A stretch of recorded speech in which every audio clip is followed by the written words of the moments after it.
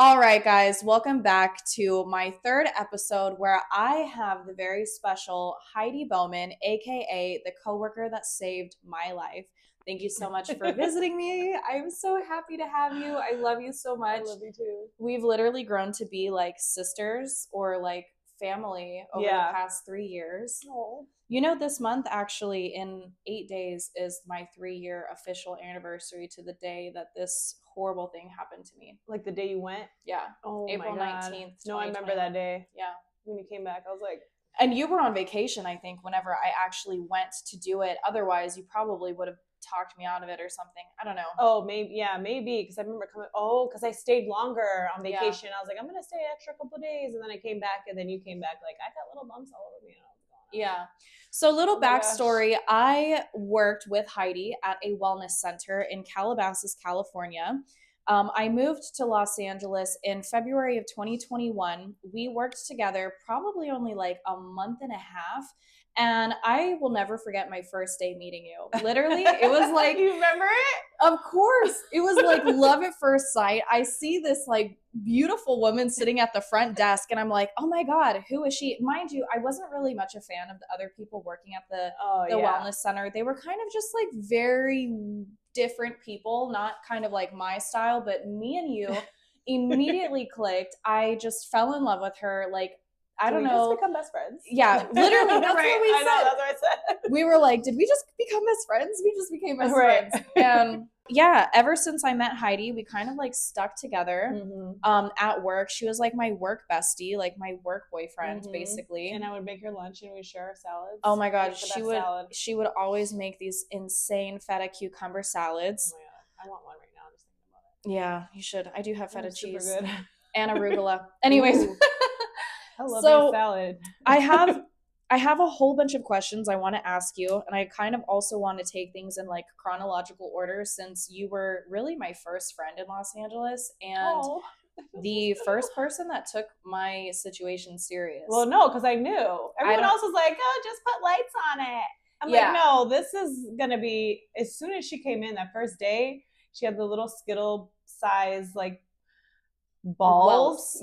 Before you went and like they tried to massage it out of her. Yes. Remember that? They tried to massage it and she went, it was the day before. She's like, I'm going to go back and they're going to like massage it and it's going to like get better. And I'm like, I said to her, girl.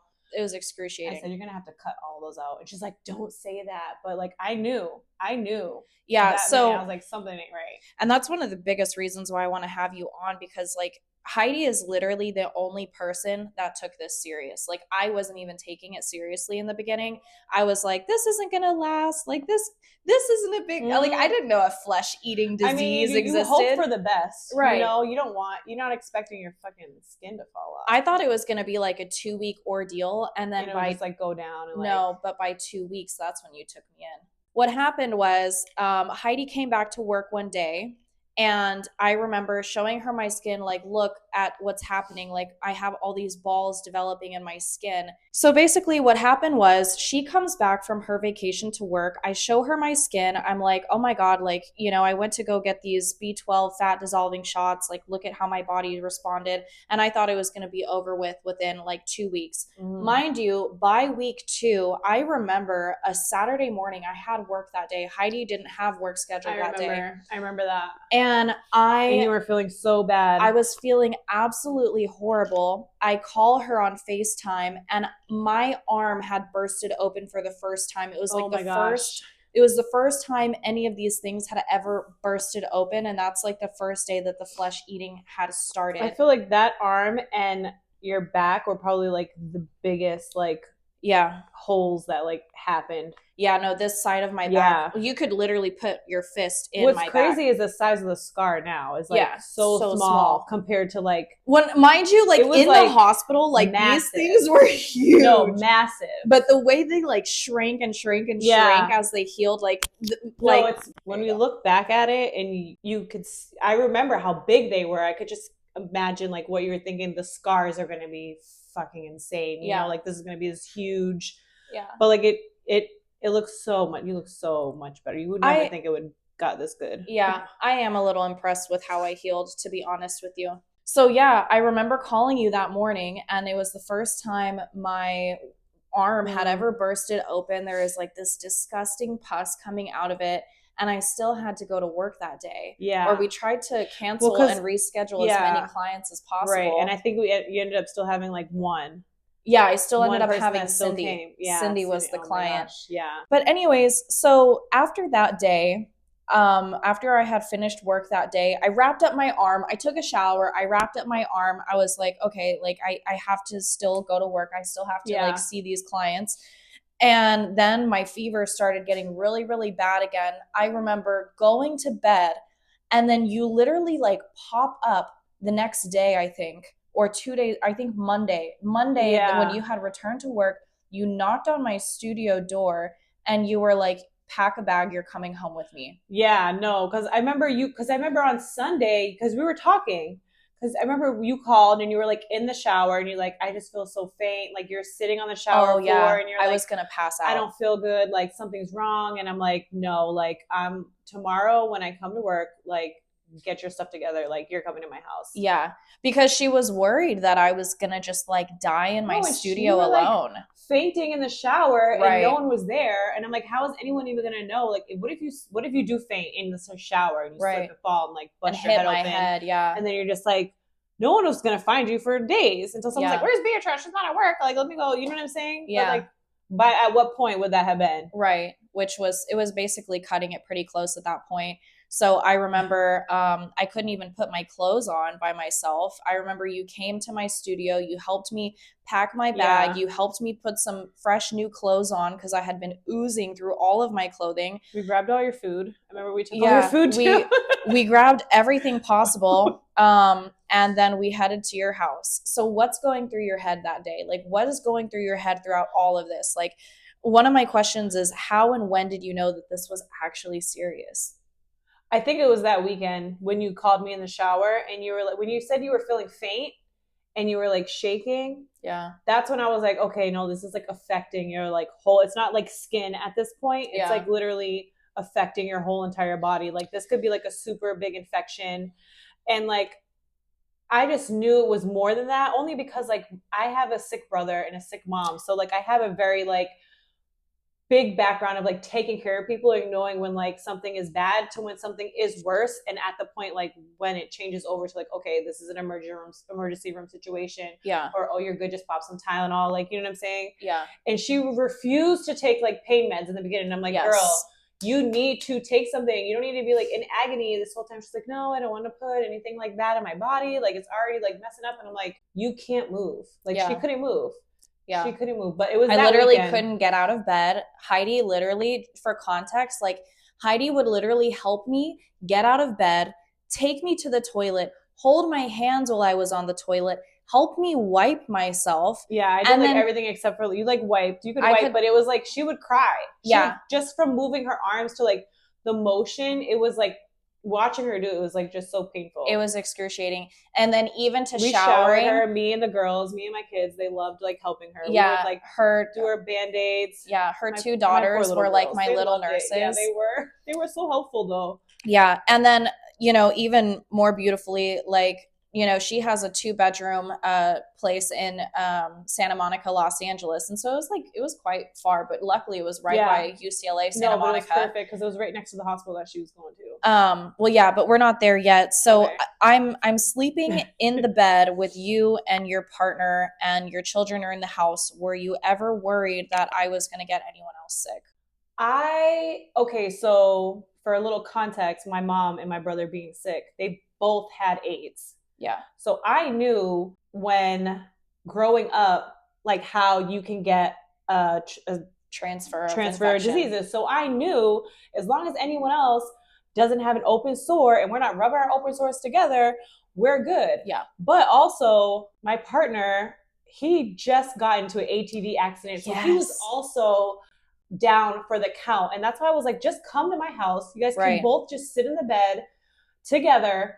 And just like if someone falls or passes out, the other one can call the ambulance. I'm like, y'all both can't move. So like, and then it'll work out. So if I go to work, the kids go to school, you guys can like help each other a little bit when I'm not there. But like it ended up being like a little infirmary I was running in my That's house. So true. I forgot about that. Yeah. Because he couldn't move. You guys are both just in the bed.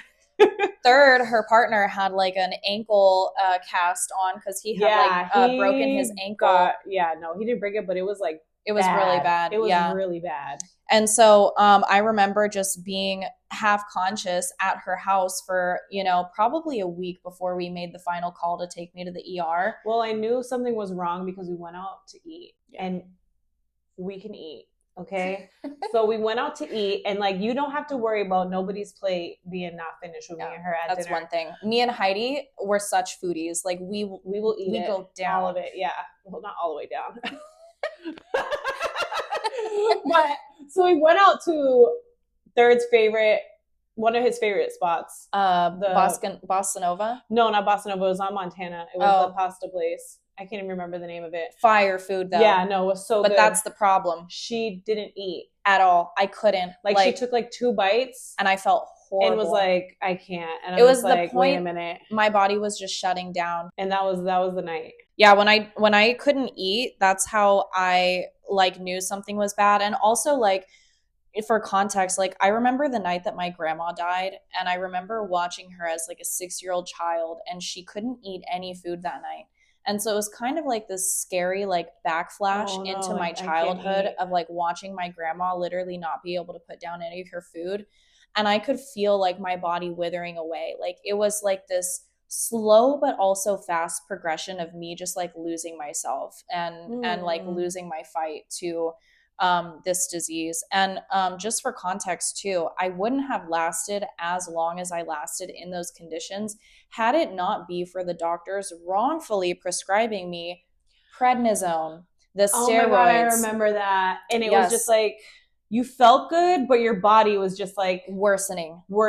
These steroids were like the best but worst drug ever. They were the best because I was doing the steroid pills, prednisone, and it was like, I was like, Heidi, I just want to organize your pantry. Heidi, I just want to clean. Heidi, cleaning my house. And it's like, mind you, like, back then, like I was already like a workaholic. Like I loved work. There was nothing in the world that I wanted to do other than work, hustle, work. Like and so you give me some steroids mixed with like my extreme personality. I was just like, oh my God. You felt good. You weren't like in pain, but it was just like those couple of days getting the couple of days that I was on steroids, worse. I was like, I'm gonna beat this fucking disease. No, and I think it made it worse too, because you were doing so much. Because you felt like you were feeling better, but really your body was just inside just growing this mycobacterium. Like, no, medically, the steroids put the mycobacterium on steroids. And so in the week that I was on those steroids, the bacteria was multiplying at like extreme rates than it naturally would have. And so that's why by the end of the week, I was like, I was at my wits. I had reached my end point. And so that takes us to the night that you drove me to the hospital. Oh my gosh. So shortly after dinner, we get back to the house. I crash on her couch. I had been sleeping on her couch for a couple days. And I remember I feel like you were only on the couch because the bed was a little too high to get in and out of. Yeah. Because you started in the bed, I remember, and you were like, it's just too much to like, because I had like a really low couch, so it was easy to kind of just like plop into. Yeah. So then we set her up on the couch, which was really nice because the couch was like a nice big like bed-ish kind of couch. Right. And it was like pleather, so it was easy to wipe off when she started like oozing on it. Yeah. I felt really bad for oozing in her bed because I had all these open sores. Like by that time, like I had probably 30 open ones.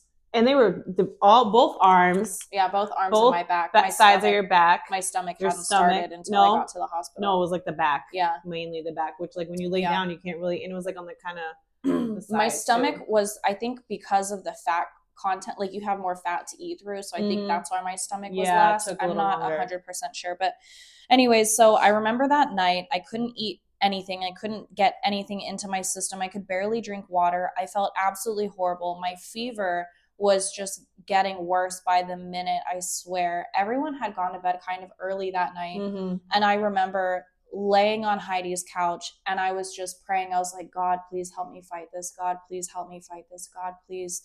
Like, I was just like, I don't think I can do this anymore. And I remember hearing like this voice of discernment tell me, if you don't go to the hospital tonight, you're gonna die. Like, I remember that, and it gave my entire body chills. It still gives me chills saying that right now. No, I remember when you came in the room. You like came in, you're like, Heidi, kind of like whispered, because me and Third were in the bed. She's like, Heidi, we have to go to the hospital now. Something's wrong. And then she like walked back into the living room, and I just like popped right up because I'm like, don't tell me twice. Like, we're going. I jumped right up. And I remember I was like, just crying. She was crying. She's like, I feel so hot. I was so hot. But I had 105 fever almost. No, it was like insane. But I remember touching her and being like, no, you don't really feel hot. And her head didn't feel hot. But then I like went and touched her legs. And when I tell you, it was like a fire. Yeah. Which was insane to me because I'm like, okay, why is your lower half of your body on fire and your head isn't on fire? Which is crazy. So then we walked, I remember going to the ER, and it was like in the middle of COVID. It was 3 a.m. And they had those little temperature sensors that would take everyone's temperature when you walk in. And hers was like 98.8 when we walked in. Like, it was normal, I remember. And then when they took it at the table, it was like, what was it? Like 104? Yeah, it was like 104.5. I was like, okay, you guys need to fix that, because everyone's just walking in here with a regular ass temperature, and it's not accurate. Yeah, no, it wasn't accurate at all. We're like, that is fake. Yeah, that is not detecting COVID on anybody. And so when I remember I get into the hospital, I have even like a little hospital bag or whatever. I'm like hardly mobile. I'm hardly conscious. I'm crying because I'm in so much pain. I'm like half alive, just experiencing half death and half pain. I feel like it was horrible. And I will never forget when they actually admitted me into my hospital bed. They gave me the oxygen tubing because my oxygen was so bad. Like, I don't remember, but for some reason, like, the oxygen was not reaching my I was like, it was so hard for me to breathe. Like, my body was literally like septic. It was shutting down. That was like my last night. Like, I know that had we not listened, I would have probably like woken up dead. Oh my God, that's crazy. Which is a funny line from Scary Movie, because they're like, how do you wake up dead? Yeah, anyways, oh my God. One of my favorite movies ever. And so I remember being in my hospital bed, and I was praying like the whole time. I was like, God, like, if it's time to take me, like, please just take me. I don't want to go through this anymore. And I look up at the clock, and it's 4:44, which is why I think that's my angel number. And right at that moment, they come in with bags of morphine, and they just finally they hook up the IV into she was just raw dogging it the whole time, like in pain, and like literally like wouldn't take a Tylenol, because I don't take pain meds. So for them to come in with the morphine and me be like, yes, give me the morphine. Well, I mean, you had these huge open sores of like, which we didn't even talk about how the sores like went on and on and on to like just. Well, by the time you went in, it was just like, it's like so hard for me to talk about the actual like flesh eating part, because I can't put these images anywhere. Like, I can't show the images on TikTok or social media because it would just get flagged. Like, yeah, no, it's so severe. Taken. It was so bad. So it's like, just try to imagine like something absolutely horrible. Like, I would think the most intense road burn, like deep road burn over a big area, and then also like add like boils and pusses. Yeah. And then like it popping and then just creating like a hole. Yes. And then multiple of them together to spread, and the hole would just get bigger and bigger and bigger. Yeah. Yeah. No, we took pictures. I told her, I'm like, you need to document like all of this. If it wasn't for her, like, I would not have documented any of it. She didn't want to. No, I didn't want to. I wanted to completely. I'm an avoidant person. Okay, like if there's something going wrong, I want to act like it's not there. No, I made her take pictures every day. Yeah. At my house every day. Every day in the shower. Every day at nighttime when she was helping me change. Because I wanted to see like a progression. Yeah. I wanted her to have like a timeline of like, this is the beginning. This is what happened, like, as it went on. Like, I'm pretty sure you have, like, a day-to-day, like... Yeah, I do. At least at my house from the beginning, you know? Because sometimes we couldn't tell if things were getting better or worse. It was because it was just, like... everywhere. It was so much, yeah. So, what was it like seeing me in the hospital? I didn't go that much. I know, but you were busy. Bad. It's okay. I know. It was a busy summer. It was a busy summer. For the first time. But when you did see me... back to work, she would sneak out. Like a little sneaker. I know. That was whenever I started to finally get better. I snuck out 3 times out of the hospital. I got caught once, and I got in so much trouble. but I just needed to feel like a normal person. That's when I went to Target and to the buy some hospital's pajamas. near like Target, and they have like little restaurants over there. Yeah. My dad helped me sneak out one time. He was like, I'm going to take you to Chipotle. I know you love Chipotle. Yay, I love Chipotle. I was just happy that she was there. I got upset with when I heard like what the doctors would say about it and like how aggressive that guy was. Like, you're never being in a bikini again. Oh, yeah. When you finally spoke to him, and I was just like, well, how the fuck does he know? You know what I'm saying? Yeah. I remember how sad I was. He's not in charge. Yeah. I stopped having my periods in the hospital. And I think a lot of it was like how the medication was affecting the rest of your body was like very losing my hearing. You, and then like your face got like really swollen. I remember. Oh my God. Oh, my face looks so fat. Like it was just, if everything on my whole body's messed up, okay, but like, why does my face look like, you know what I'm saying? I remember you were very like, wow. Like when we would FaceTime when she was in there, it was like, I could tell you just didn't even want to see like how you looked in there. Yeah. And I just felt bad because she's so pretty. She's so gorgeous. I looked like a completely different person in the hospital. No, it was like and it was all the medication, really. Yeah. But it was like even body's changing. The last thing you want to do is something else to be like, the one thing that wasn't affected, this beautiful, gorgeous face. Thank God, because she almost tried to inject my neck. Anyways. Oh my God! Oh my God! I cannot wait to see this lady burn down in prison. But anyways, so I'm in the hospital and my face is super swollen. I completely look like a different person. I'm like a shell of what I once was. I'm sleeping like 18 to 20 hours a day. Hardly awake for the most of it. I'm losing more and more hearing every week. My ears were just in so much pain. It felt like my ears were bleeding. I couldn't listen to anyone talk. I didn't want to hear anybody. Even the machines beeping, I will never forget the sound of those fucking machines beeping constantly would just irritate me. And then the sound of the bed airing up and airing down. It was the most annoying thing. It was being in the hospital is so noisy. Mind you, for the first month, I was in the labor and delivery unit. So the one thing that would keep me happy, I was on the fourth floor, the same floor you delivered your babies on. Oh my God. Do you know that? No, I didn't know that. Yes. No, I do remember that because when I went, I was like, wait a minute. This is the floor that you delivered your babies on. Room? Yeah, they gave me a special room because of my case. And they wanted to like keep you in a different area. Yeah, exactly. Okay. It wasn't until the hospital started to fill up with more COVID cases that they began to give me a roommate. And whenever I started to get better, then they oh my God, the roommates. Yeah, I'll get into that. So bad. Life-changing experience. I have some crazy hospital stories.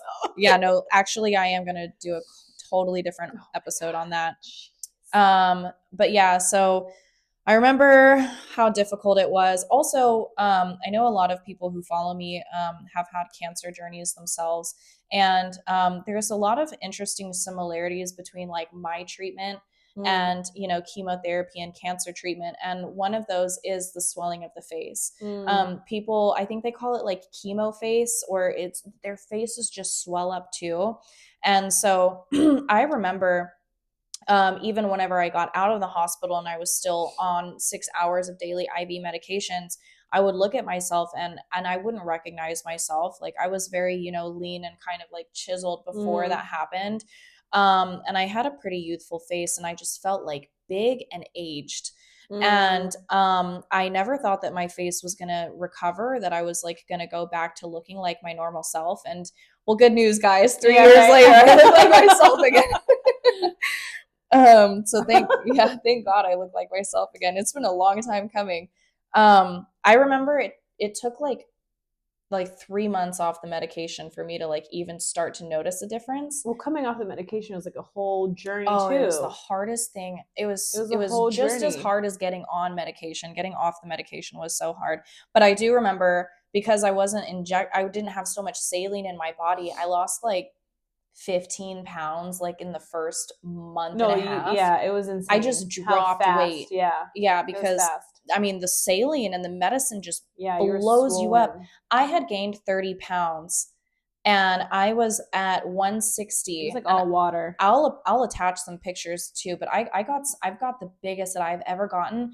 And then I remember when I came off the medication, I felt so different, not constantly being, pumped up with these medications. and I started hiking every day. It was the hiking that really got me to lose the weight. And I fell in love with just walking on an incline. And even to this day, I swear by walking. I remember the first time we went on a, you were like, oh my God, I'm like, she was jogging. We did the stairs. We did the stairs. I ran for the first time ever, busting through Band-Aids, dripping blood out. I remember Heidi. I was I so don't run eager. anywhere. This don't run, okay? I was like, you go ahead, girl. It was like probably month 9, probably, and my wounds didn't heal until like they were constantly opening and closing. It was like it was a whole year long thing for my just wounds like to new open. ones, old ones, new ones. Yeah, it was like a read. Yeah, it just kept happening. I remember I got into a habit of just like I would wear these onesies, and then every day when I would have to pull the onesies off, it was like pulling new scabs off because the scabs would like. I remember that. Oh, it was so painful. All the onesies were just and then I would bleed everywhere. It was the most disgusting thing, honestly. But I had to wear those onesies because otherwise I would have bled into my clothing. And to keep like the bandages you had on like secure. And this was all whenever I was like home health, like still, you know, in like hospital care. My nurses were still coming every single day. But you know, you had to just keep on with life. Yeah, exactly. Like do it the most yourself. No, I hadn't. I waited a long time to get a job. But anyways, so I remember I wanted to be in nature so bad. And I was like, Heidi, please, like, I just need to get outside. I need to feel like some sense of normalcy again. So we went to the Santa Monica stairs and I was like, I just want to see if I can do these stairs. And I did those stairs and then I start like trotting. I start just like running just like, a little bit. And I was like, I'm running. I started bawling. These people are walking by like, what the what is happening right now? Yeah. I was like, go girl from the back because I wasn't running anywhere. I'm like, you can do it. Yeah. And it was one of the most beautiful moments for me because I remember was watching you. I'm like, look at her go. She's like just so happy to do this right now. I was so happy to just move my body again. A light little jog. It was barely. It was like but we did the stairs. Yeah. This was before. We did the stairs first and then she's like, I'm gonna run. And I'm like, and it was painful as fuck. Like, don't get me wrong. Like, it was so painful, but it was like, it felt so good that I was like, bring on the pain. Like, I need to know what it's like to move my body again. I had just been in a hospital bed non-stop for the past, 3 months prior. You look like you loved it so much. No, I did. I still have a video from that day. I was so happy. And then after that is whenever I started to have some more confidence to I got a cheap little gym membership, like literally $19 a month at a place called Fitness 19. And I would go and I would walk on the treadmill as often as I could. Not every day. It was like maybe 3 times a week, just something to help me feel normal. And it was literally, I like walked myself back into health. I like walked myself back into fitness. Walking is so good for you. No, it is. And I'm such a huge proponent for walking because I think that people are way too hard on themselves, especially after they go through something like having a baby, for example. Like, why would you have a baby and expect yourself to hop right back into the gym? Girl, I wish that's what I did. I wish after I had the girls that I just walked every day. Yeah. Because I didn't, and I like went and got like a trainer and I did that and I was like literally like throwing up on the curb because it was like just too intense. And I'm like, had I just like did like 10,000 steps every day, like I probably wouldn't still have this damn baby weight. Yeah.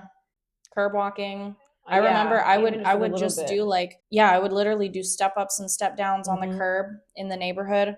And on a more shallow note, I squatted my ass off or squatted my ass on. Like, I squatted for years before this. And so like having an ass was always like, kind of like an important thing that I had worked for.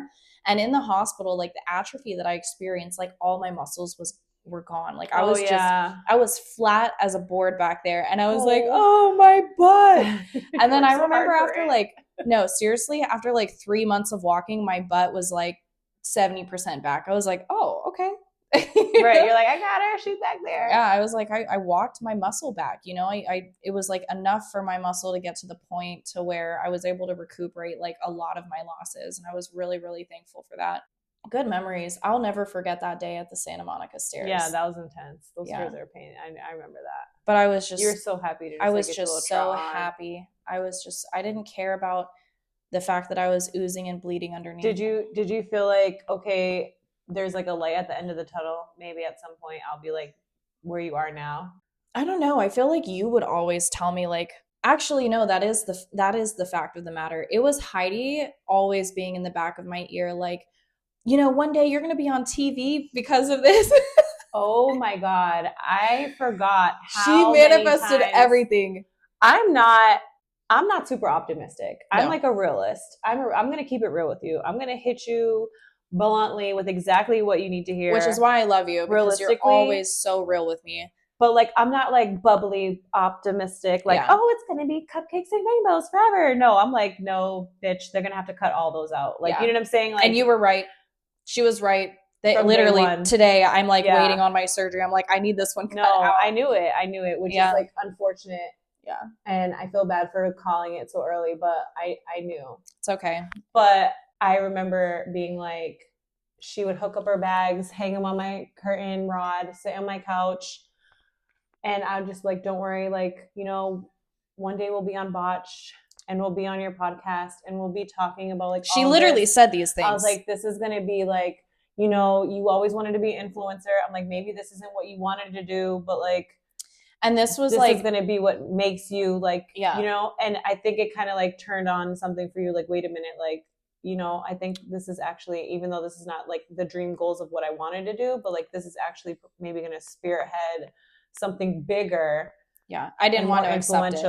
I didn't really start accepting it until probably. Well, you're just so much bigger. You're just so much bigger than like, no shade on the influencers, but like, you're so much bigger than like face cream and outfits. You know what I'm saying? You're like way too smart, way too well worded. Like, I always say, what is it? Eloquent. She sounds so fancy all the time. That's what everyone said on the Dr. Mike interview. Good. And I'm like, I think I'm so good at it. No, you sound so educated. Like, she is educated. I'm not gonna say she sounds like but just the way you speak, it's like perfect. And I'm like, you need to bring your influence level up into like a whole nother, like, it kind of sucks that this is the path, but I feel like you have the motivation to like literally, like you said, like change laws. Like, I always did. That's why I always say, like, if this were to be like anybody in these shoes, like, it just makes sense that like I'm in these shoes, because like I already had the dream to have a voice. I already had the dream to be an influencer. I already had the dream to, do big things. Like I would always ask God, like, please make me a big person in the world and in society.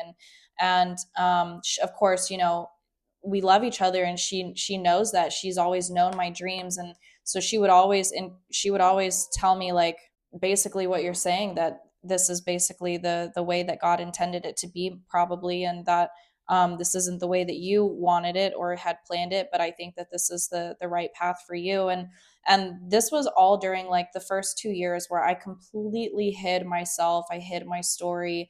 I didn't want anyone to know I existed. I remember the first year I was basically non-existent on social media. She wouldn't post anything. I wouldn't post anything. And I would tell her, I remember telling you need to post it. You need to like put it out there. So I have a couple more questions. What in your memory was the hardest part for you to see or be a part of throughout this entire 3-year-long journey? Oh, I think it was the beginning. Yeah. I think it was you getting in and out of my shower and not being able to like do it. Yeah. Because it's one thing to be like hurt, and it's one thing to have like a disease, but it's another thing to be like totally helpless and not, when you can't wash yourself or wipe, or you're scared, you know what I'm saying? Or you're scared. I told her, why am I going to put on makeup when there's no reason? When you can't, like, as a woman, I don't have tissues. When you Charmin, hit us up for the promo. Hey, Kleenex. Is it Kleenex? I need Kleenex to please sponsor my next video. No, it's when, like, as a woman and having children, like, I'll never forget, I couldn't shower that first day after I had my first daughter. Right. Like, shout out to Dad third, because like I will never forget, he bathed me. Yeah. And I remember watching you like crawl into the shower because we had a little seat. We had a Mhm. little seat next to the shower, and I remember you would sit there and like take your stuff off slowly. Like she had to have Right. on the Oh loose my shirts God. and she had the tight shorts to hold the band-aids. And I remember, you know, me and Kendall, because Parker kind of wasn't a fan, but Kendall was like all about it. My younger daughter, she was Yeah. all about, let me see your boo boos, like let's, you know what I'm saying. And Even to this day, and it was an first, opportunity to like yeah. teach her too, like, you know, make sure it's clean, don't Yeah. like, you know. And I taught her like how to do wound care. Like my younger daughter could probably take care of Yeah. the situation right now. Yeah. And she's like 7. She might end up being a nurse one day, thanks to No, me. really, yeah, probably for sure. Even to this day, like I'll go over and she's like, Tia Bia, can I see your boo boos? That's what Yeah, they call she me. checks on that. She checks on Yeah. them. Let me see your boo boos. Yeah. Like, or even on FaceTime, like how's, you know, she'll ask about them. Yeah. Let me see them. What are they looking And like? then she like, loves she's a checkup. Like now she loves touching my skin and she's like, wow, they've changed so much. No, it's insane. She's like, this one went away and this one went away. Yeah. And it's the cutest thing. Because how old were they when this, 4 or 5? Oh my God, Kendall was so little. She was such a baby. She's my little baby. Seeing the kids grow up, those are my nieces. Okay, like Right. we're not blood, but like we're thicker than blood. Like, no, you can't I'm choose your Tia family. Bia. Yeah, but you can choose your family. Yeah. You know what I'm saying? I love you so much. I love you. I love you. No, but it was the shower. It was you getting Yeah. in and out of the shower and the helplessness and just like when you're a woman and you can't bathe yourself. Yeah. It's like it's a complete loss of self-control, and any independent woman needs control over her own body. And it's something you lose when you're pregnant, and it's something Right. you lose when you're after postpartum. Yeah. But it was something I could see that you lost that there. And you're just such a strong, independent, go-getter, hustler, like ass-kicking woman. So to see that, I was just like, damn. Yeah. Like this sucks so hard. If I wasn't so happy to see you today, I would definitely be crying right now. Like I feel like the I know the welling last up. time, when was I here? A month? Was it like a month? Yeah. Has it been a month? We moved in here and now we're doing this. doing what we said we would, because we always do what we say we're going to do. And my hematoma still hasn't healed. Well, at least it isn't a bit. Wait, is it? I haven't even looked at it yet. Oh, it's still bruised. Yeah, it hurts. Oh, it's kind of. It's It hard does? inside. Yeah, it still hurts. It bothers me when I work out and stuff. I feel like I should Say hi to my hematoma. I low key though, when I was here and I was like, oh, you should pop one of those stitches and let it drain out. I feel like I was right about that. No, she's always right. Like this woman should have been a doctor. She was like, the blood is gonna have to come out of I was like, it's pooling. I was like, you need to pop a stitch and drain it out. And no, after she left, I had to end up going to the so University crazy. of Miami emergency room. Mhm. I go to the hospital and I had to have an ultrasound on it because they were, worried that they would see pockets of infection in the hematoma. They didn't, thank God. But I'm calling her, I'm sending her pictures. This thing was like, it was big. huge. It was like golf ball or bigger. And maybe even like an orange or a tangerine. It was like a cutie sized hematoma. Well, and now so you know big. next time, just pack it. Right. Don't I stitch don't it want up. to do that. They could have cauterized it. They didn't have the cauterizer. And if they would have cauterized me, then I wouldn't have all bled. that. I would just kept bleeding internally. And after my surgery, I couldn't sit my ass down because I was moving. I was packing up all my stuff from LA, moving to Miami. And because of that, I just continued internally bleeding and it just got bigger and bigger and bigger. Anyways, one day, as Heidi said, she was like, you're going to have to take your stitches out. I take my stitches out myself because I don't have a doctor here. I take them out myself. My doctor said I could, though, by the way. Yeah. It was like right after I left. They're like, just take the stitches out. Yeah, because it was getting so big to where it was like stretching kind of. Yeah, the stitches were like getting fed over by my skin, I guess. And so they're like, take the stitches out. Like this thing is going to keep growing a little bit more. And then it ended up popping one day and I was just in the shower and it was tons of like dark blood coming out. You didn't tell me it oozed out. Yeah, Wait, did you? It completely drained. I don't know, maybe. Did you rub it? I was just like pushing it. Yeah. Oh my God. And it was just like more blood, more this blood, girl is more a blood. G. Yeah. You are such a beast, man. It wasn't that painful. Really? I wish more would have came out because I'm like, damn. It's still a little bruised. Are you taking arnica? No. You need to go get some of that. I went to the doctor the other day. I had her look at it and she was like, yeah, these suckers just take a really long time to heal. I'm like, well, it looks really gross, but whatever. It'll be. It's not anything worse than I know. I'm like, have. it'll be gone. Like I say before, you're going to look back at this and it's going to be like a blip in the time frame, and you're going to be like, wow, I came so far. I will say, like, my perspective on patience has really changed, because prior to this, I was probably like one of the most impatient people on the planet. It's taken me 3 years to get to where I'm at. And it's like, if you put a picture up of me like in the hospital to now, like, you wouldn't know that that was the same person. So it's like, 3 years ago, that's where I was at, and here I am now. And I would say, like, I have a beautiful body. I'm a beautiful person, and I've really come such a long way. So, like, in another 3 years, who knows where I might be? I know. You want me to tell you? On a Skims billboard? No, bitch. That's going to happen in like 6 months. Yeah, no, that'll be like, Kim, I need your team to reach out to me. Listen, it's my dream. In 3 years from now, she'll be like a senator, or like some type of congresswoman, or like up there. That smart. No, you're that smart. You'll be lobbying for medical situations for people that have been maybe even a lawyer. Are you gonna get the bar? Maybe. No. I mean, Kim K, she passed the bar. We just need to be friends. Call us. We're super fun. No, but I didn't tell you. I had a call on Thursday, yesterday, with a woman who literally has been able to push for legislation. No, I see you lobbying. This. I see you like big deal. Like, it was a long call. Even if it's not in like, city halls and stuff like that, I see your voice being like so well heard. Like, I keep telling her she needs to start doing podcasts in Spanish. No, I can't. No puedo. No, necesitas. Tú necesitas habla español. Yeah. Okay? If I could do it, you could do it. And I'm not even Spanish. I keep did. telling you. I did. She's going to do it, because you know why? When I say it, she does it. It always ends up happening. No, okay, so you told me, you're like, you need to start doing your TikToks in Spanish, like translate everything in Spanish. Y me da pena, okay? But I'm going to get there one day. Being bilingual is such a slept-on situation. And I'm like, okay, you speak English, good for you. But like, do you know how hard it is for people that speak more? I almost speak a few other languages myself. So like, when I am in another country, it's like I have to dissect.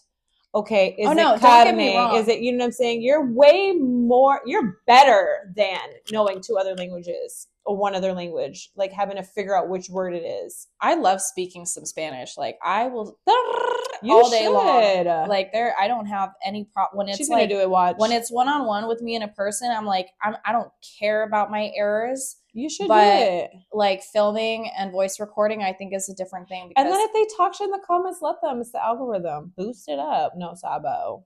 Is it no sabo? It's no sabo, but I'm not a no sabo. I think as a Mexican American woman, like, that is a terrible thing to say to other Hispanic American people who don't have perfect Spanish. And the more you call them no sabos, the more the less they're going to try to speak. The more they're going to feel like embarrassed, and they're not going to want to speak Spanish. Right. And it's like, I want to take that away. I think I get nothing but compliments when I speak Spanish. People think it's the cutest thing. They love my accent. They love, like, and it's like, but there's people out there that I think they are haters, and they put, negative vibrations out there.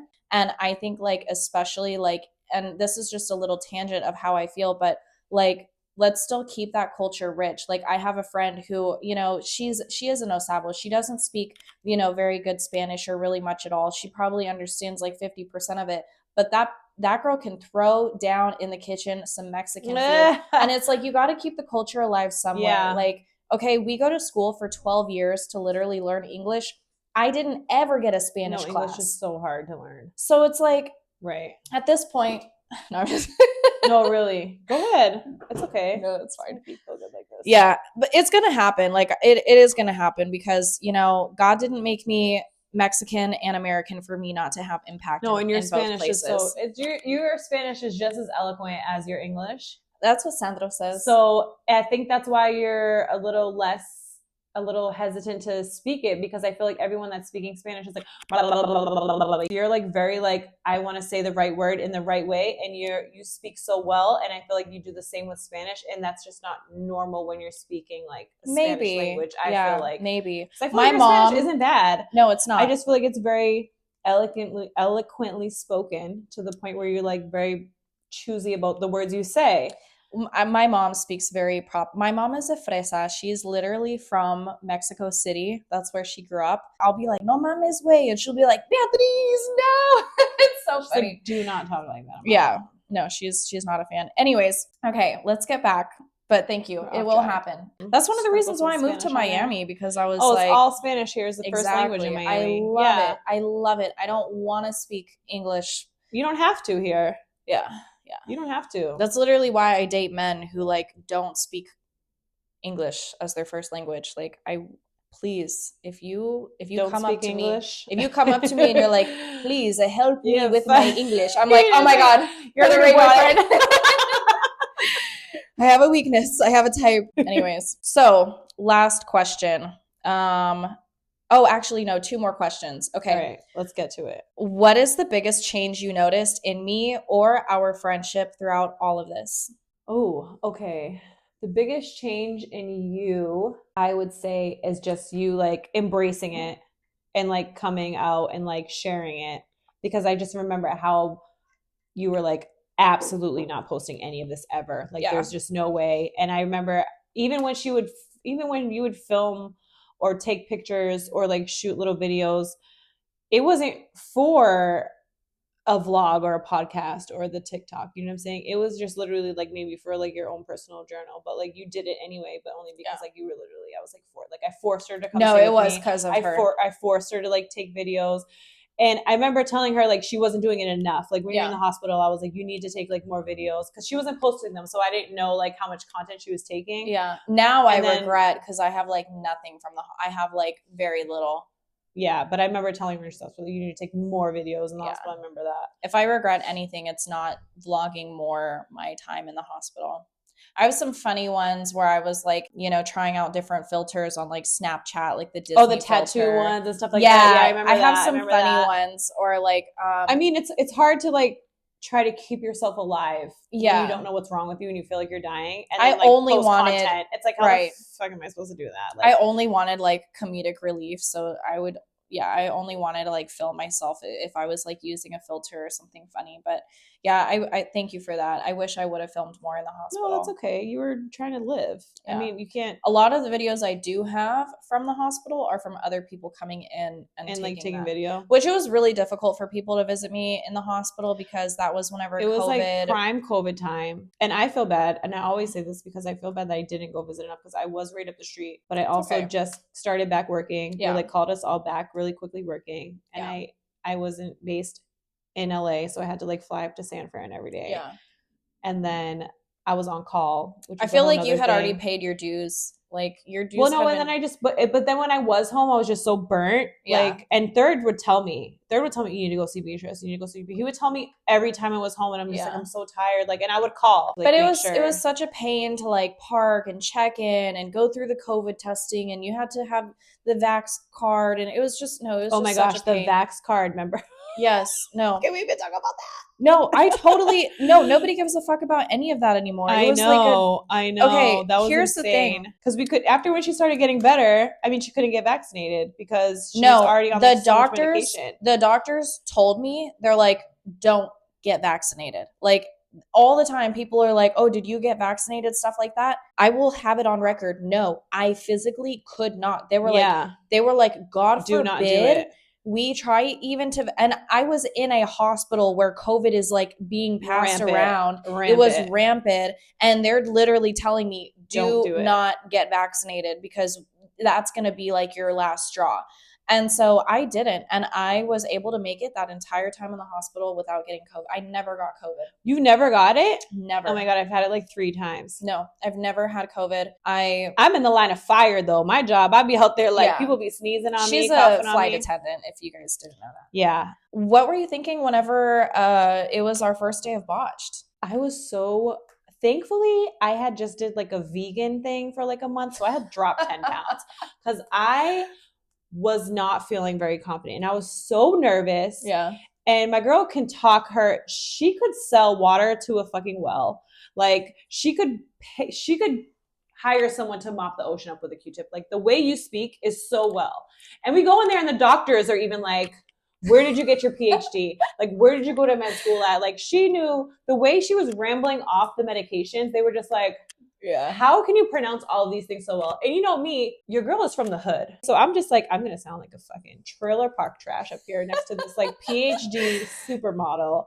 I'm stallion-esque. I'm in there like, I'm big, you know? I just felt so like not in the right, like So I'm funny. out of my zone. I'm But out of my league. no, I did not feel like when you look at the footage, she looks like so professional in your beautiful blue dress, and your hair is all nice and gorgeous and blonde and put together, and you did such a good job. And I know felt that's so how in the like out of place. I felt so out of place. yeah. And I was very like worried and sweaty. Like my palms were sweating. My palms I were was so worried. sweating. I'm a huge, I love Dr. Nassif and I love Dr. Dubrow, but I'm a huge fan of Dr. Dubrow. I remember when I was 11, 11 or 9, I think it was 9 years old, because I think it would come on after Oprah Winfrey, and Oh my I God, would Bosch has watch. been on that long? No, it was The Ugly Swan, or Oh, I remember that where they would redo a whole Yes. person's like. And Dr. Terry Dubrow was the doctor for that Swan show. I remember they would take like this like crazy looking person that Yes. just needed like all kind of stuff. It and they was would, like completely redo. You have a whole new person. I Pimp remember My that Ride show. to the Person extreme. like face, Yeah. yeah. Oh my gosh. And so I remember, you know, since my childhood, looking at Terry Dubrow and being like, wow, I didn't that realize doctor. he was on that show. Yeah, no, that was him. And so, I mean, I was so nervous talking to Dr. Dubrow. I mean, you're right. These guys, they were complimenting me. They're like, oh my God, you are so smart. Like, everyone's jaws was kind of on the floor whenever I was talking to them. And I'm like, I've just dealt with like the worst case of brain fog for the past 3 years. I can hardly remember what I wore yesterday. Like, and you knew she had it down. Like even the procedures and Yeah. like the trial medications, the ones she's got on and off, like the laundry list of shit that you've been like. my through. memory really is like my brain. I think like before this happened to me, I had such an impeccable, amazing brain, and I still do. She does. I still do, but I definitely feel the effects. Come here, Papa. I know, you're like, I definitely feel the effects someday where I'm like, damn, like this thing does not work like she used to. Not in college. I mean, everything slows down when you get older. Yeah. And then your traumatic experiences just kind of right. And that's the thing. I talk about like motivated forgetting a lot. Like people don't understand. Like you can encourage your brain to like forget and block out certain things. Oh, I have years blocked out. Exactly. My sister tells me shit, and I'm like, what? She's like, you don't remember that time that we like da da da? And I'm just like, no, I have no idea, because you're not trying to block out those fun experiences, but there's like trauma that you're like, I'm not trying to remember anything in that timeline. Like I'm on a whole new dimension right now than that. I have no idea what you're talking about. Yeah. Even to this day, it's like a skill almost. I'm like, okay, if something happens, like I try not even to get like emotional. Even right now, like this freaking granuloma that I have growing under my rib is getting so big. I was just messing with it before I put this outfit on. And I'm like, fuck, this is really stressing me out. I'm like really getting worried here. I don't know when's the earliest I'm going to be able to get seen for surgery, at least not another month, maybe a month and a half. And I'm like, turn it off. Boom. Delete. Don't even think about it. Like, what is that going to do for today? Right. And yeah. Anyways. There's nothing you can do about it. There's not. There's nothing you can do about it right now. Sometimes I just want to order a scalpel myself and do these things, but don't tell me twice. Yeah. I'm for the at-home surgeries. Together we could do it. So last question. Did you ever feel like it was hard to accept me or my new body, especially around others or whenever I was on treatment before I came out about what I was going through? Never. Really? There was never a moment where I was like, oh my God. I will be so honest with you, and I don't think she would ever watch this, but your mother-in-law made me feel terrible one day. She's a fucking, I mean, I was at the house, and of course, like, you know, the kids had been loving me and taking care of me, and this was like after I'd been out of the hospital. She'll say whatever. She's crazy. No, know, I know. I could say some words too right now. Yeah, so no, I was sometimes. at Heidi's house. I had my IV. Granted, I'm on IV 6 hours a day, so I have my IV pole. I'm hanging it, you know, on anything I can hang my IVs on. She was just something along like, is it safe to be around you and stuff like that? Like you're not putting my you know what? There's something her filter, something's wrong with that. Yeah. Like I said, once you reach a certain age, you just say whatever the fuck. But there's a certain brand of woman But I'm that like, literally will just say, like, literally doesn't even think before they talk. I'm so It just says passive it. though. I just like shut up. Like I didn't say anything like bad, but I do. I mean, remember, if you don't feel safe, then get from around here. Yeah. Go. Yeah. Like, you don't need to be here if you don't feel comfortable. Like, she's fine here. Or there was one time we had a Christmas party and like Heidi and invited like probably like 10 other girls. We had like open. the girl. It was fun. It was so fun. And I will never forget how included I felt that night. I, of course, was having to run my Did you bag IVs. drip too? Yeah. Yeah. So I was that night. No, I was literally infusing my IVs in front of like 9 other girls that she like didn't even know, that I never met before. Yeah. And of course everyone's like, oh, what the fuck is wrong with her? But then they're like, oh wait, you're cool. Yeah, like, and then we all had like the best night. And I will never forget that night because it like nights like that like gave me hope that it's like, oh my God, you know, okay. Yeah, like I'm not that different. I mean, like I'm different, but happens. Like, yeah. Sometimes you have to drop an IV drip. Yeah, sometimes you then just like take a shot. No, I wasn't drinking that night. No, she wasn't, but you were smoking. Yeah. Smoking and drinking. And just for you guys, drinking. I don't smoke. Just for knowledge, I had full communication with my infectious disease doctor about my usage of God's vegetables. Well, because you didn't want anything.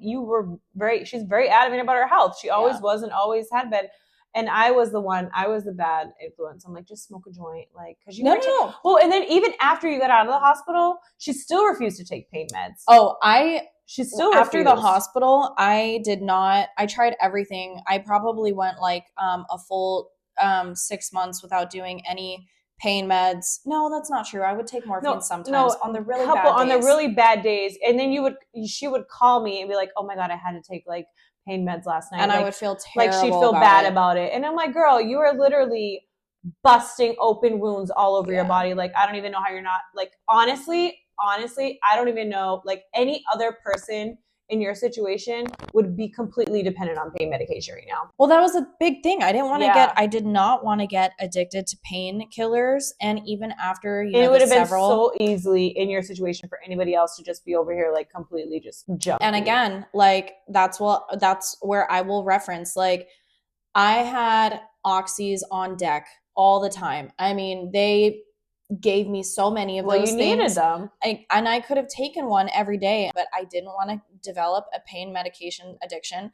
My dad was also really worried about me developing an addiction to oxycodone. And, I supplemented that instead with, again, a little spliffy. And that's how I was able to avoid that. I will say though, even my latest surgery where I had this hematoma, I had to take 2 oxys and it was incredibly painful. This surgery was unlike any other surgery that I have had in the past. And like the other one before when you were like stuffing it yourself, I know that was insane. That was like, you need to make sure you take them pain meds 20-30 minutes before you even need to clean it out. Oh my God. And it still wasn't even touching. And the thing is, the surgeries where I would have to self-pack, thank God I had my boyfriend at the time. He lived with me and he would help me literally pack everything because there would literally be moments where I had a boyfriend. Listen, the men don't care, okay? If you're out there with an infectious skin-eating disease, let me tell you, they don't give a shit. No, he loved and adored me. The bitch had a little side piece every time, okay? Whether she was giving it out or not, they was trying to hit. Yeah. So if you're out there with a flesh-eating disease that is oozing anything, they're still gonna still gonna try to hit. Okay? There were with the bag hooked up and everything, like. No, they're gonna do it. That wouldn't happen. But unless you let it happen. It would have happened if you let it happen. It would have happened. They would have been like, okay, let's just be careful for the IV bag. Guys don't care. They don't care. I do have to say, I am thoroughly impressed and taken aback by the amount of men that still pursued me despite my illness during those times. And I feel like if you weren't so closed down, there would have been a lot more. Yeah. Because you were very like... I'm still closed down. I still assume no man is interested. Listen, if you don't speak English and you look anything like Bad Bunny, like DM her. Like she'll give you a go. Like, I mean, not that kind of go, but like there's dinner options. I still miss We'll my get you on ex. the calendar. But yes, to be totally transparent and honest, there was a plethora of guys that were still interested in me, even like guys that I had like went to college with. And I think even more so now sometimes that I have begun speaking out on my story, there are still some like, because like before I got sick, like I would date like actors, NFL Super Bowl champions, And they were still like, calling. and yeah, they were still hitting me up. Like yeah. Girl, don't. But I would never go back to them. Like literally unfollow. Like I mean, trash from the past. Like new ones call her. But I can't wait for her to get back in the dating pool. Like that's what I can't wait for. I can't wait for. I'm not. I can't wait for 100% fully body confident Bia. Like thong bikini. I'm gonna give it one more summer in Miami. You think by next summer I'll be there? I feel like this summer. But also maybe not this summer because I think you're worried about the sun and the scars. No, I actually talked to my laser tech who did my skin treatments, and she told me not to go in the sun. No, she said it's good now. She was like, it's been such a long time since I'll go out there in a thong if you go out there in a thong with I'm me. way too scared, especially because of the way my hematoma looks right now. But also, I don't think I'm going to be able to enjoy this summer the way that I intended to because I have at least 7 granulomas that I need removed. Okay, so maybe next summer. Yeah, hopefully by next summer. And well, I mean, you're in Miami; it's summer all year long. Yeah, exactly. So it's not really that big of a deal. But I did just order a red swimsuit that I want to try out. It's a 2-piece. Okay. It's more on the conservative side, which Bia has never liked being conservative. not with the bathing suits. No, I remember going bathing suit shopping when we were in Vegas because we thought there was a pool, but the pool was closed. So we went bathing suit shopping. There was nothing that I would have been able to wear. No. There was not even a rash guard and like a high-waisted like bottom. Yeah. Like cuz at that point you needed like a full like surfer's bathing suit kind of. Yeah, I needed like a full wetsuit with only my legs exposed. No wetsuit. I really do like, and I talk a lot about like body confidence and everything like that, but it's like I am building the plane while I fly it. So it's like I'm still learning. I mean, so is it Boeing. All right, we're wrapping up. Is there anything you want to ask or tell or add? I do want to get back to where you asked me the question about is there ever a point in our friendship where you felt like it was, what was it? Was it like too much? Yeah, like if I was like, embarrassing to be around. No, you were never embarrassing to be around. There was just that one moment where I was just like, oh my God, I can't deal with like Beatrice right now. I don't even remember. You called me from Pickup Sticks and you were dying on the fucking couch. And I was like, I fucking can't right now. Like, I can't. God. And I feel so bad now just telling you, but you asked. So I just want to keep it 100. That's so funny. I barely remember that day. But okay, so there's this one time her daughters had a cheer competition in Vegas. I, of course, wanted to go to Vegas. I rarely ever traveled like while sick. And this was like one of the moments where I was just doing orals, but my body was still adjusting to this specific oral medication where it's like, you can't have dairy within 2 hours. You can't have potassium. Like you can't have all these things. And we planned for it to be like low key too. Like we're just going to go watch the competition. Like we didn't have like we were going to go to eat at certain restaurants or whatever. So I take my medicine and you have to eat when you have these meds or you're like, your stomach just feels like it's being like fried open. Anyways. And I was like, I'm going to head over to Pickup Sticks. Like I need food like ASAP. And I remember just literally like I'm like this, like at Pickup No, I remember Sticks. you're like, there's these people looking at me. Like you need to tell the waiter to like, I was like trying to get her to have the people around her like help her because I was not. But I never felt like I can't be her friend. I can't like, you know what I'm saying? Yeah. I never had that moment where I was like, I'm ashamed to like go with you anyway. I mean, if anything, you have to walk around next to me. Like what the fuck? I'd be ashamed to walk around with me. You know, I mean, no, sometimes I'm not very body confident in myself. So the fact that you have so much oozing out of you, it's like so impressive. You are like someone to be looked up to. Seriously. Oh, seriously. Well, you do have an amazing body. I was just telling you, she has. Like I get that's only because I was naked in her living room. I know what she looks like naked. I look way better. Impressive. All right, let's go eat so I don't look that naked. All right. I love you. Thank you for everything. Anytime. Bye, guys. Thank you so much. If you liked this episode, please give this video a like, subscribe to my channel. And before I forget, Heidi has these manifestation and gratitude journals that she has made in honor of her two daughters. As two women now, I think we can both agree that we wish that we would have started gratitude and manifestation earlier on in our lives. Yes. And I cannot imagine the positive psychological change that all children would have if they had something like gratitude and manifestation practice as part of a journal that they're able to color in, have fun, and make it a cool activity to do with the family or after school. So I will tag where you can purchase these journals. They're on Amazon, right? Yeah, they're on Amazon. They're literally on Amazon. So if anyone out there is a parent and you want to practice some, positive psychology and gratitude and manifesting exercises with your children, I highly suggest you support her. The proceeds go to obviously her children and being the best mom that she can be. If I learned manifesting as a child, I feel like I would have become this magical earlier on, and I would have not had to deal with so many hardships and had a more positive attitude. Yeah, I totally wish I would have learned having a positive mindset earlier in life. It would have changed the game. Yeah, it would have equipped me for so much. So I learned it so late after being so negative for a long time. So I feel like that's just something we need to give to our children. And this is one of the initiatives that her and I had together, while I was sick. And she was like, start anything, start any idea, just do it. And so I also created a bunch of journals that I do nothing with now. Oh, we did it at the same time together. No, we did. Yeah. She just kept going with hers, and I took mine down. That's all. Mine are still up. But yeah, please support her journals, and that's it. Thank you guys so much for watching. Thank you for supporting my channel. I know this was a highly requested video, and thank you so much for your generosity and taking me in that one Monday afternoon. I can't believe you still say you saved my life. I don't feel like it, but But you did. I'm so glad that Who else was going to take this nasty, oozing girl into their home? There was nobody else. There was literally nobody. There was no one else.